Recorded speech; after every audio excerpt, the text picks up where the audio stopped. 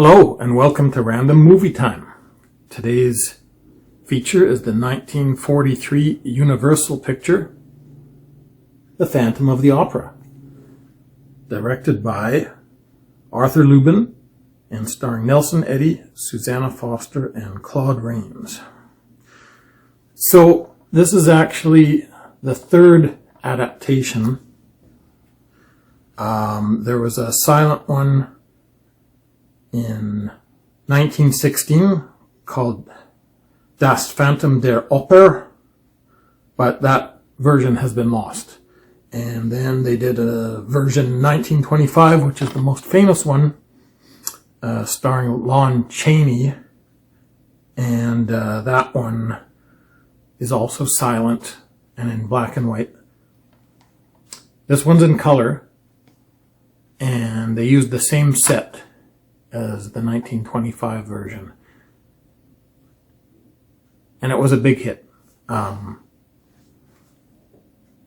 Claude Rains was known as the Invisible Man, and he had been very successful in that, so this was another big hit for Universal. So what did you think of the movie, Shannon? Well, Tommy, overall, it was entertaining. It was very entertaining. It was of the time. I felt that Phantom of the Opera always symbolized this kind of, not horror, but kind of mystery, kind of spookiness. And I feel that this version was a little too lighthearted for my taste. It was very lighthearted. Very lighthearted. Almost a comedy, like half the time, really. Yes, yeah. And it was hard to take Susanna Foster seriously. But as I say, it was of the time, and that's probably why it was so popular. They wanted to make it that style of movie because it was in the 1940s, and they didn't want it to be too dour, probably. Mm-hmm. As for the movie itself, it was very well done, I thought. I mean, the costumes and the acting was all very good. But it's hard to judge. It's hard to judge it by today's standards. I mean, it doesn't really fit in that mold. So if we were going to just look at it, it's entertaining, but it's not what I would expect from a Phantom of the Opera movie. Yeah. And what about you, Tommy? What did you think? Yeah, I agree. It was definitely very lighthearted, mainly a comedy. You didn't get a lot of sense of dread or mystery about it. You did some. I mean, Claude Rains is a great actor, and he makes a great villain. But a lot of the humor in this movie was from this sort of love triangle between, the police officer and this other guy that was wooing this lady, and they were, just sort of always competing for her attention.